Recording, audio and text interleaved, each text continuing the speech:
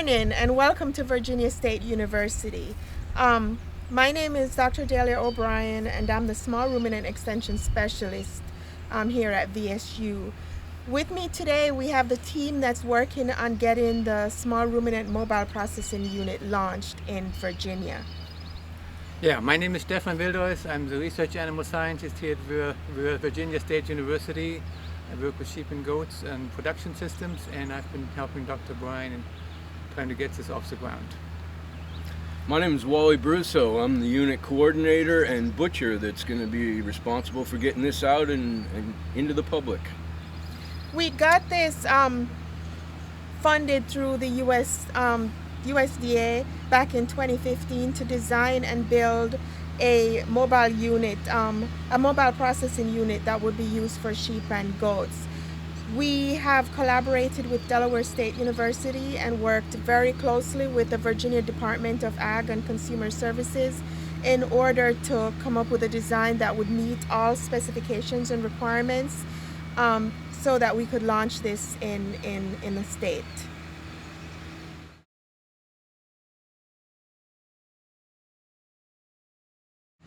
This is just a quick overview of the outside features of the unit.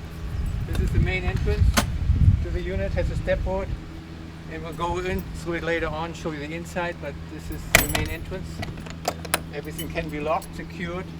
This is access to the water.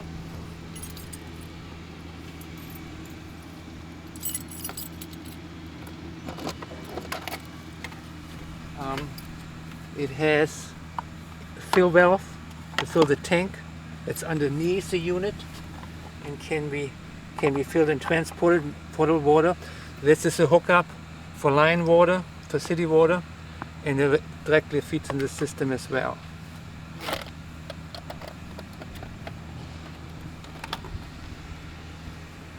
When you run it off the generator, you run it with diesel.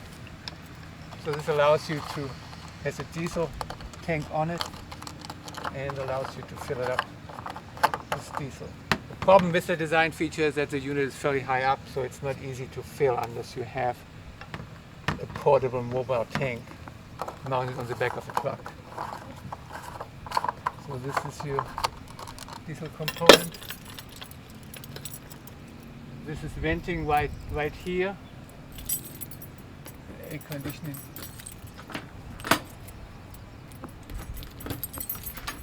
Let's see if I edit this.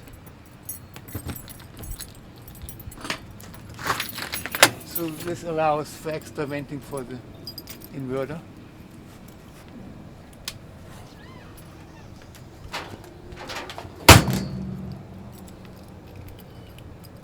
This trailer is a 40-foot trailer, so it is pretty long, as you can see.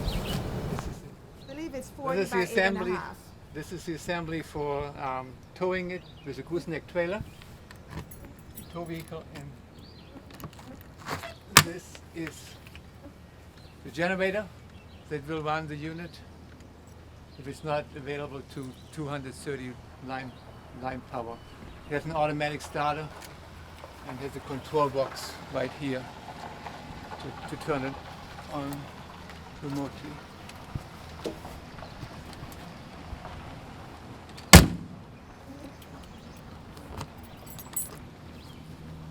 Under here now, you have the battery banks. It will run, it's a battery serving the generator to start the generator. These three batteries are being used to run the unit when it's offline. It operates the lights and some minor things without having to hook the whole unit up and run the generator. This unit here controls the hydraulic lifts to the unit, so the unit can be leveled or can be moved up to sort of drain it out. You need a key for security and turn it on, and then you can move it up and down with this toggle switch. You want to just try it? I'm not sure it's running. Well, we can try. So this would be going down, this would be going up.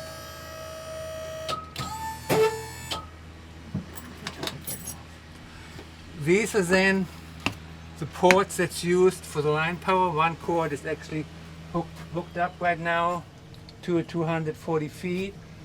And then here's the other. Here's another bay that has the panel boxes that control the power. Each one, there's another second cable right here that's being stored. And these get hooked up, and then the unit can be run off line power, which come over to this side.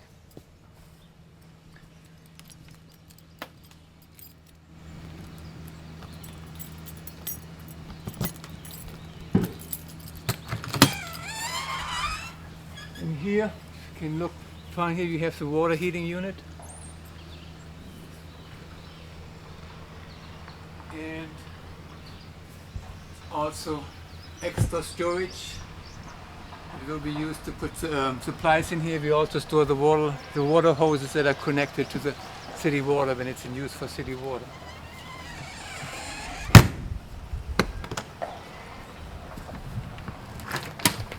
The unit runs off propane. There's a propane heater.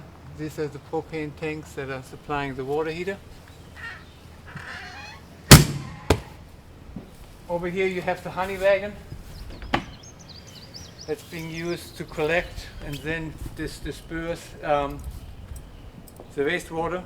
It's being can be hooked to the unit and then can be spread in the field. We have a permit with DEQ to allow for field application.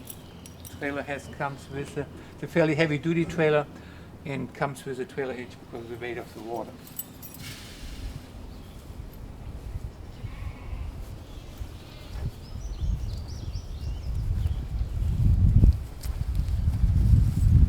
This is the back of the unit. There's a back gate that will be folded down to take the animals in for the slaughter. And then you have a little hatch over here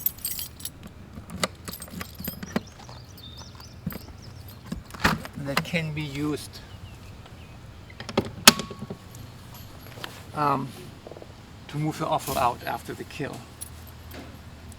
And let me go ahead now and I'll lower it down.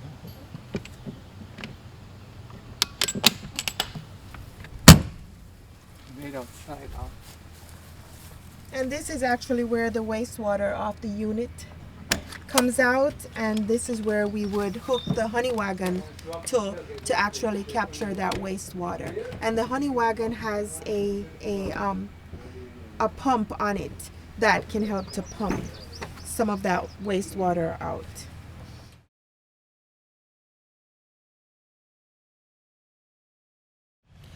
So you got a quick tour of the outside of the unit. Next, we're going to take a look inside.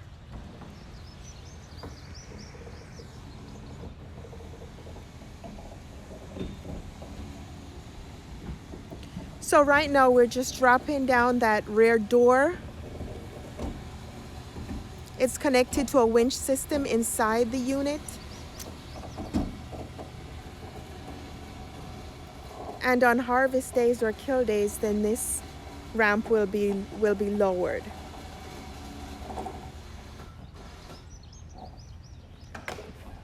And then the winch system can also be used to hook a gambrel and to pull the carcass inside the unit.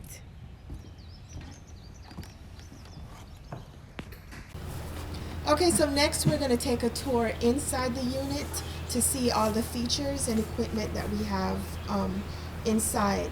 And our butcher, Mr. Brissau, will be doing that tour.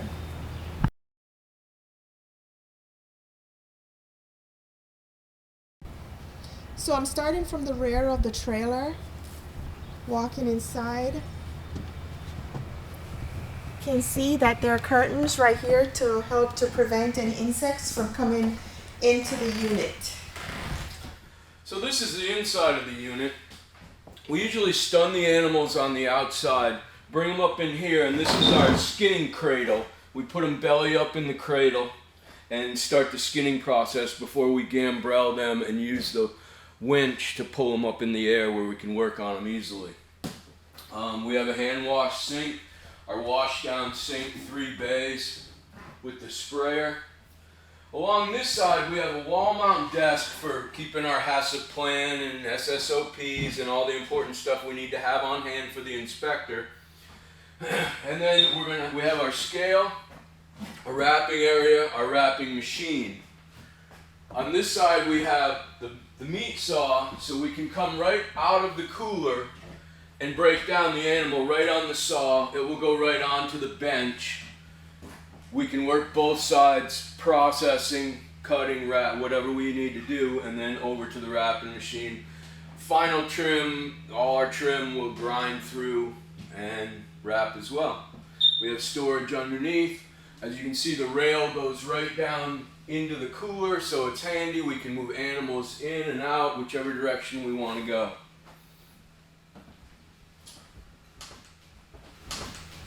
That's pretty much the unit, the inside. And then the cooler is up front of the unit.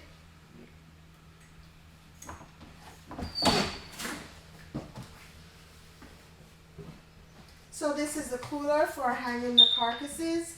We think right now we should be able to possibly get maybe about 10 to 15 carcasses hung. we could hang 15 in there, I believe. Mm-hmm. Yeah, so we will be limited by the cooler capacity.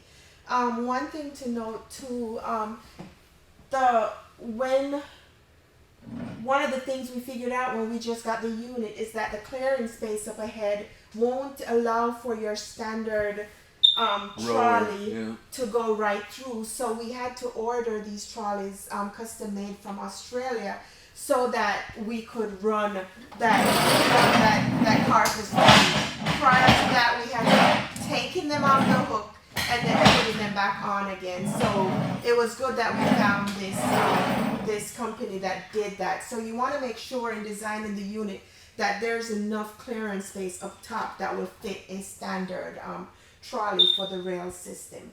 But the size of the cooler is, I believe it's an 8 by 8.5. Yeah. So it's pretty deep. We figured we wanted it a little bit deeper than some of the others out there, so we could possibly hold more carcasses.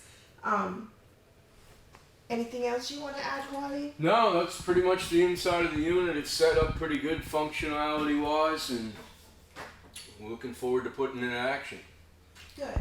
And one other thing that I like, another feature on the unit, is that we have both air and heat on the unit. So in winter you could heat up the unit to a comfortable temperature, not something that promotes meat spoilage or anything. Well, no, but you got to think about the pipes freezing too. Exactly, that's an important part too. And especially it's like a camper. You got to winterize it or keep it going right around. And we have had issues with freezing, busting some of our washers in the unit. So that's been an issue. But this concludes our tour of the inside of the unit, and I look forward to any questions you might have.